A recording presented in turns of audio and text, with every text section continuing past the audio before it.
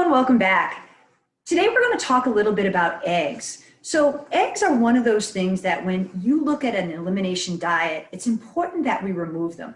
Now we're not going to remove eggs until week 3, but it's important that we take them out of your diet for at least 7 or 8 days and then test them back in your program. But when you're buying eggs over the next couple of weeks, I want you to really start looking at the packaging and the labeling because there's a lot of confusion over what it means. Most people want to do the right thing when they buy eggs, but they don't really understand. So let's talk a little bit about terminology first. So there are conventional eggs. Conventional eggs mean that they come from a big manufacturing farm where there's thousands upon thousands of chickens. They're left indoors and they have no access or very, very limited access to the outside. These birds often have their wings clipped or their beaks clipped, and they're not particularly heavy.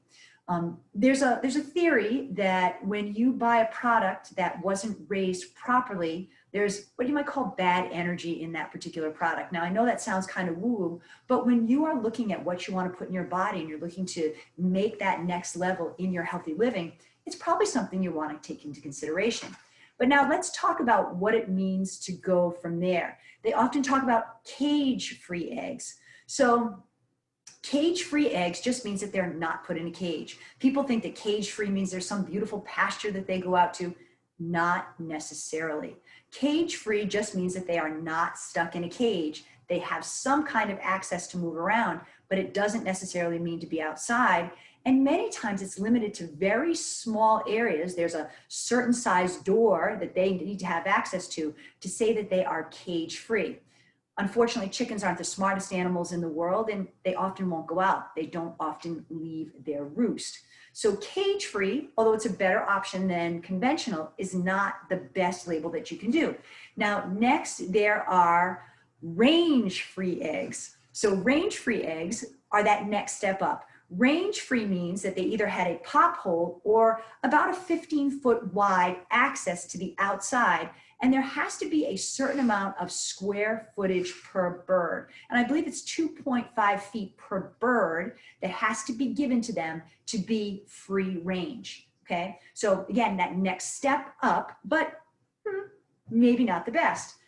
The best one that you can get at the present time, and know that they are working on regulations, some of these regulations come and go, to me is a pasture-raised eggs, okay? So pasture-raised means that there's a certain number of acres per number of birds that are allowed, and that they have that ability to be outside and scratch around in the dirt. They're in fields, and those fields are rotated.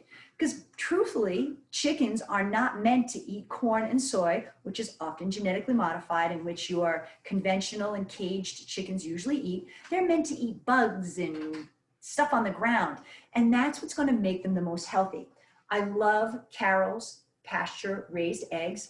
I've investigated them. They do come with a certified humane label.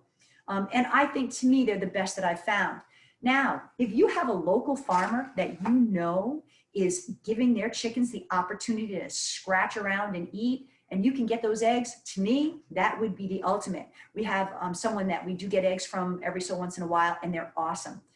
But if you're looking at a local farm that's doing eggs and not someone you know personally, you want to make sure you find out if they are feeding their birds. They might say they're a vegetarian diet, which means that usually they're feeding them either soy or corn, which is not going to be what you're going to want to do.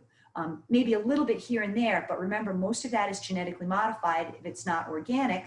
And if it is organic, it's still not the best. So working with a pastured or a local farmer who gives their birds access is the best. So if you have any questions about that, please text me back, email me, post something on Facebook. I'd love to help you out, and I'll see you on the next video.